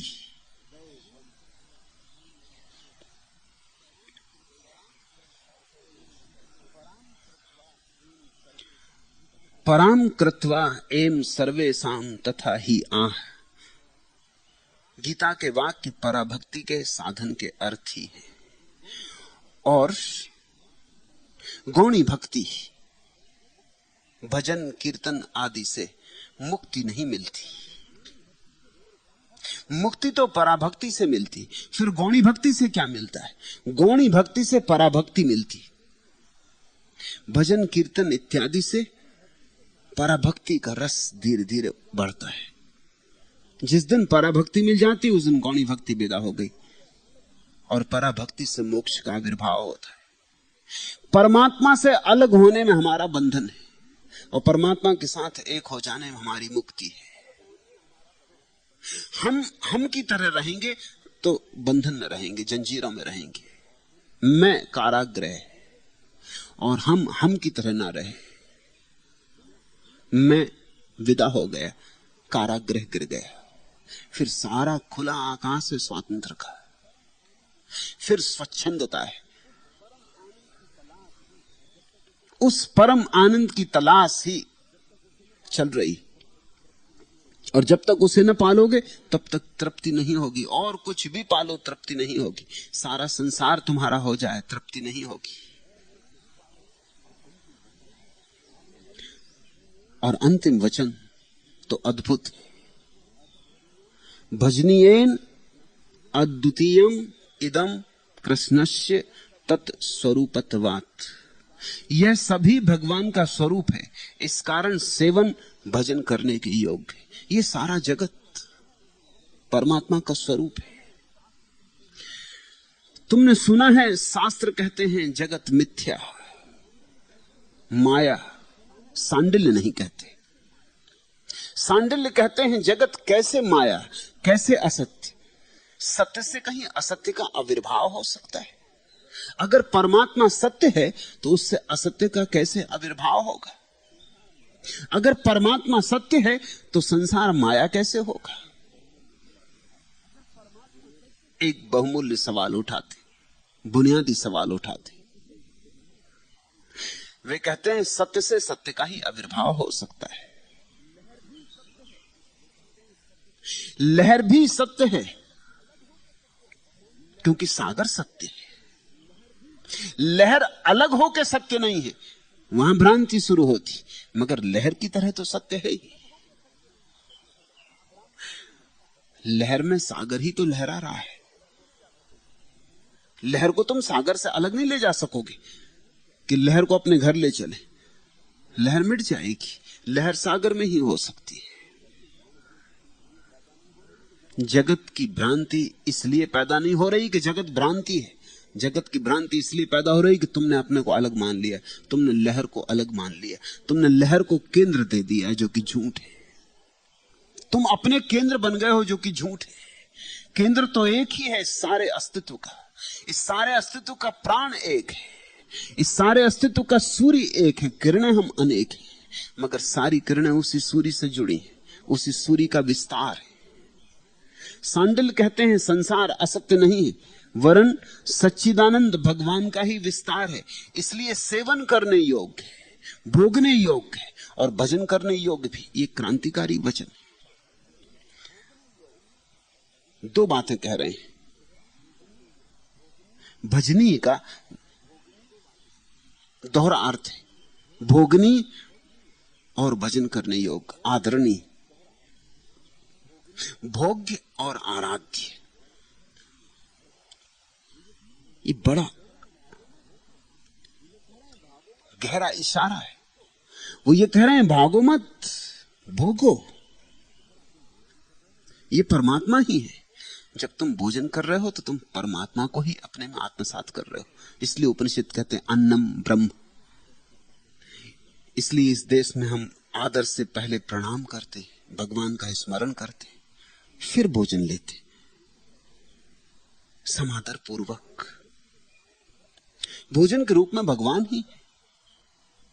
वो जो फल की तरह आया है वृक्ष से, उसमें उसी की जीवन धारा है, उसी का रस है। वो जल जो तुम पी रहे हो तुम्हारी तृषा को मिटाएगा, तुम्हारे कंठ को ठंडा करेगा, तृप्त करेगा, उसमें उसी का ही रूप है। तुम्हारी पत्नी में भी वही बैठा है, तुम्हारे बेटे में भी वही बैठा है। जब तुम पत्नी को गले लगा रहे हो तो घबराना मत। तुम्हारे महात्मा बीच में खड़े हो जाएंगे और तुमको घबराने की पूरी कोशिश करेंगे। ये क्या कर रहे, पाप कर रहे हो, बचो, फिर भटकोगे, फिर नरक में सड़ोगे। छोड़ो सारी बकवास। उस पत्नी में भी उसी को देखो। जरा भी भयभीत ना हो। जीवन तुम्हारा है और जीवन परमात्मा का है, और तुम और परमात्मा अंततः एक है। ये सारा विस्तार उसका है, ये सारा संगीत उसका है। इसे सुनो, इसे गुनो। ये सारा रस उसका है। रसमग्न हो जाओ। तो एक तो सेवन करो, जगत से भागना मत, और दूसरा सेवन करते समय भी स्मरण रखना, इसे साधन मत समझ लेना, इसके प्रति आराधना का भाव रहे, क्योंकि भगवान है। दुनिया में दो तरह के लोग हैं। सांडिल्य चाहते हैं तुम तीसरे तरह के आदमी बनो, मैं भी चाहता हूं तुम तीसरे तरह के आदमी बनो।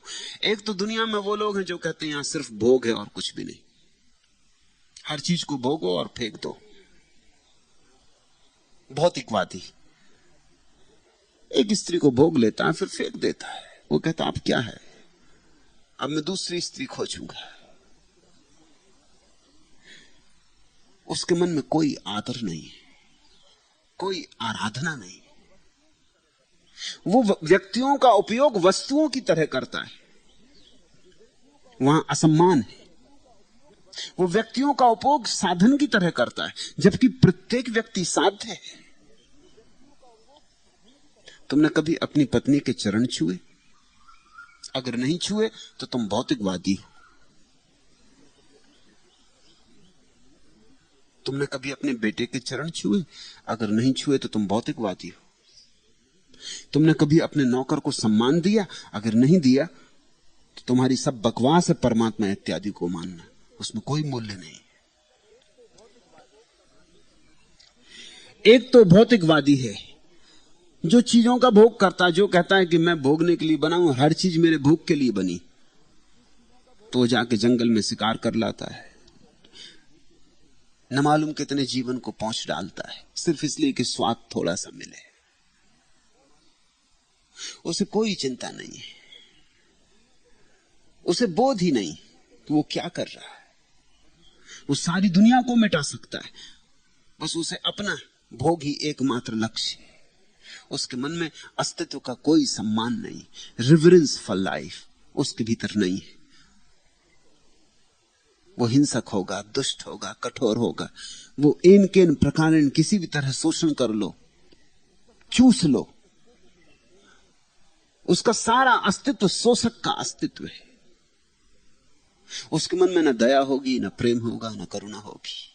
एक तो भौतिकवादी है, वो कहता ऋणम कृत्वा घृतम पिबेत, अगर ऋण लेके भी घी पीना पड़े तो लेके पी लो। वो कहता है फिक्र क्या है, धोखा देना पड़े धोखा दे दो, बेईमानी चोरी कुछ भी करना पड़े करते रहो, बस अपना भोग सब कुछ है। किसका चिंता है, किसका जाता है, कोई चिंता नहीं। लोगों के सिर पर पैर रख के चढ़ने को मौका मिले दिल्ली पहुंचने तो पहुंच जाओ, लोगों की सीढ़ियां बना लो। जब सीढ़ियां बनाओ तब हाथ जोड़ के खड़े हो जाना। सब नेतागण हाथ जोड़ के खड़े हो जाते हैं जब तुम्हें सीढ़ियां बनाना चाहते, और जब सीढ़ी बन गए तुम, फिर उन्हें तुम्हारी याद नहीं आती, फिर वो तुम्हारे सिर पे पैर रख के निकल गए। वो पहुंच गए जहां उन्हें पहुंचना था, उन्होंने तुम्हारा उपयोग कर लिया, बस उपयोग तक तुम्हारी कीमत थी। तुम्हारी कोई निजी कीमत नहीं है, तुम्हारा कोई मूल्य नहीं है। तुम्हारा इतना ही मूल्य है जितना तुम उनके काम आ जाओ। तुम्हारे प्रति कोई सम्मान नहीं, समादर नहीं। ये भौतिकवादी है। एक दूसरे तरह का आदमी जो इतने सम्मान से भर गया है कि वो कहता है कि मैं कैसे भोजन करूं, उपवास करूंगा, मैं कैसे अपने बेटे को प्रेम करूं, मैं तो जंगल जा रहा हूं, मैं यहां रुक नहीं सकता। इस भोग की दुनिया में मैं कैसे रुक सकता हूं? यहां तो सब भोग ही है, यहां सब शोषण चल रहा है, यहां सब एक दूसरे की गर्दन काटने में लगे, मैं यहां नहीं रुक सकता। मैं तो जाऊंगा, पहाड़ पर बैठूंगा, मैं तो एकांत में बैठूंगा। ये अध्यात्मवादी है। ये भौतिकवादी और अध्यात्मवादी दुनिया में सदा से पाए गए। तीसरे आदमी की जरूरत है जो संसार में हो और आध्यात्मिक हो, जो भोगे और भजे, जो भागे नहीं, जो जीवन का पूरा सम्मान भी करे और जीवन का पूरा रस भी ले, जो डर के भाग ना जाए। जो डर के भाग रहा है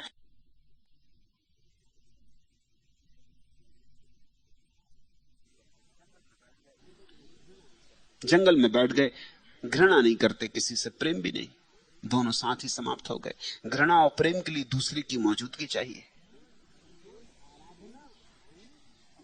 आराधना, सम्मान, असम्मान दोनों के लिए किसी की मौजूदगी चाहिए।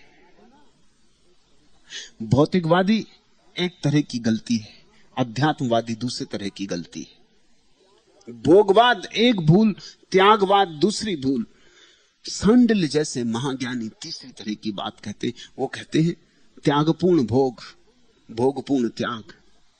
उपनिषदों का वचन तुम्हें याद है, तेन त्यक्तेन भुंजीता। जिन्होंने त्यागा वे वही हैं जिन्होंने भोगा। तेन त्यक्तेन भुंजीता, जिन्होंने भोगा वे वही हैं जिन्होंने त्यागा। त्याग और भोग अलग अलग नहीं है। त्याग भोगपूर्ण हो, भोग त्यागपूर्ण हो, तब क्रांति घटती, तब उत्क्रांति घटती, तब जीवन में महोत्सव आता है। इस बात की तरफ इशारा है इस वचन में, भजनीयेन अद्वितीयम इदम कृतनस्य तत्स्वरूपत्वात्। यह सभी भगवान का स्वरूप है, इस कारण सेवन और भजन करने के योग्य। इस पर खूब मनन करना, इस वचन पर, दोनों के योग है। भगवान ने अवसर दिया है, पुरस्कार दिया है, भोगो भी, फूल दिए हैं, नासापुटों में जाने दो उनकी गंध, और हाथ जोड़ के फूल के सामने झुको भी, धन्यवाद भी दो। जो व्यक्ति जगत का भोग भी कर सके और जगत का समादर भी कर सके, वही भक्त है। भक्त में अपूर्व घटना घटती है, त्याग और भोग का मिलन हो जाता है। भक्त भगोड़ा नहीं होता, ना ही मात्र भोगी होता है। भक्त सम्मान पूर्वक सब तरफ परमात्मा को देखता है, सब तरफ उसका सिर झुका होता है, लेकिन परमात्मा जो भी देता है उसे अंगीकार करता है, उसे प्रसाद रूप स्वीकार करता है। इसलिए मैं अपने सन्यासी को कहता हूं, कहीं जाना मत, छोड़ के कहीं मत जाना। परमात्मा यहां है। तुम्हारे होने का ढंग बदलना चाहिए। तेन त्यक्तेन भुंजीता।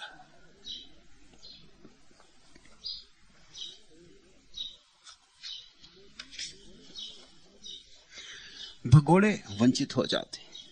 ले ली जीवन ने अग्नि परीक्षा मेरी।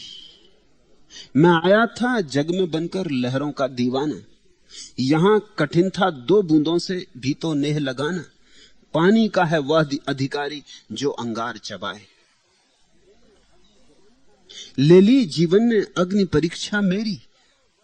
सुनते हो, पानी का है वह अधिकारी जो अंगार चबाए। अंतरतम के सोलों को था खुद मैंने दहकाया।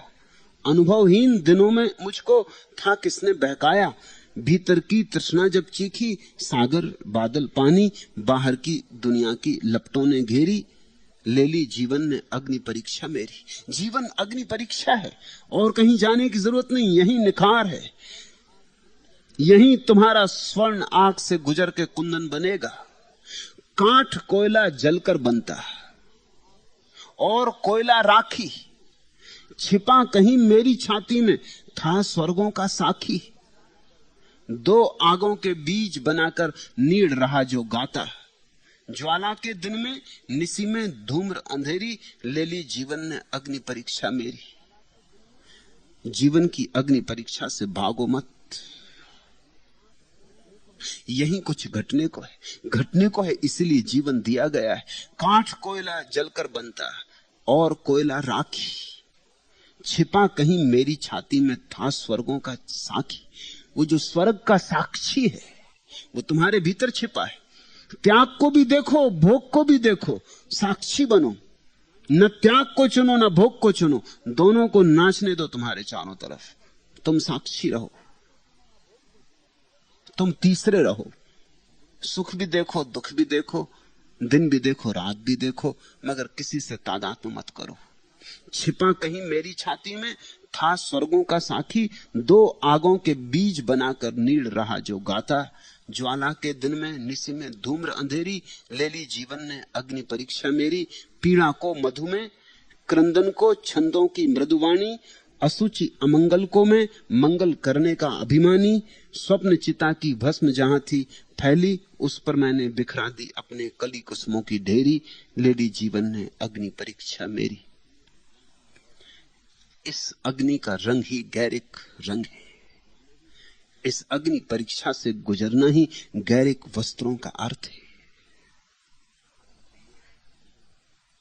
तुम्हारा सन्यास तुम्हें जगत का सेवन और जगत का भजन सिखाए तो तुम्हारा सन्यास भक्ति की महिमा बन जाएगा, भक्ति की गरिमा बन जाएगा।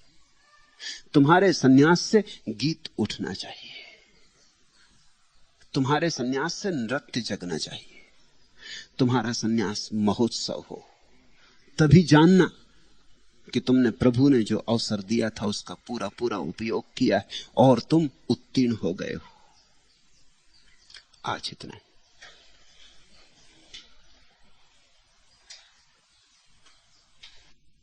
अगर यह वीडियो आपको अच्छी लग रही हो तो वीडियो को लाइक और चैनल को सब्सक्राइब करें।